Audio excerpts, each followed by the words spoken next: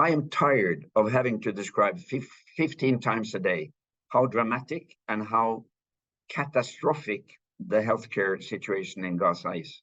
Everyone who has the least interest to follow the news and read the facts will know that it is absolutely falling apart. And it is not an earthquake. It's a man-made destruction of the civilian healthcare system for 2.2 million decent civilian Palestinians in Gaza. I was in Beirut in 1982 and worked in West Beirut during the Israeli bombing and siege then. I thought that would be the worst experience of my life. What we see in Gaza now is, to my knowledge, the most brutal military attack on a civilian population.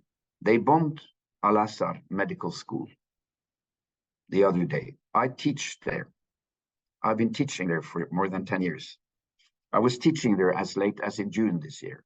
My medical students in Gaza are brilliant. The medical school was beautiful. The Israeli occupation army, they does not want knowledge. They don't want health. They don't want development. They don't want peace. The description is clear. The hospitals are bombed. They cannot function. The kids with burns in Gaza, with burns in the hospitals, they have fly maggots in their wounds because of the lack of clean water and disinfectants for the hospitals.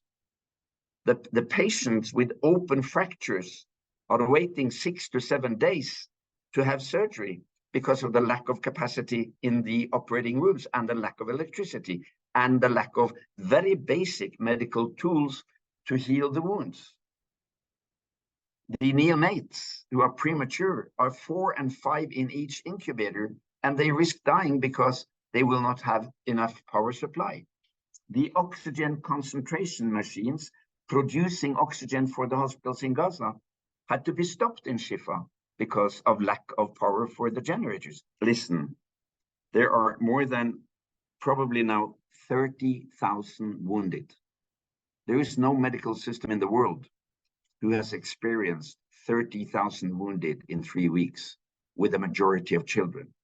There is not a medical system in the world that has experienced a medical system that is denied water, electricity, supplies, food, security. So the hospitals are completely overcrowded. They don't have supply for the medical work. They don't have supply for the generators, the fuel. And in addition to this, they are bombing them. They bombed the cancer hospital 3 days ago. They've been bombing Nasser Pediatric Hospital.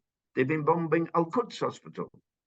Where else in the world is a government and a governmental army bombing systematically healthcare? It's only Israel. And it's only Israel that gets away with it because of this impunity that is granted by the United States of America.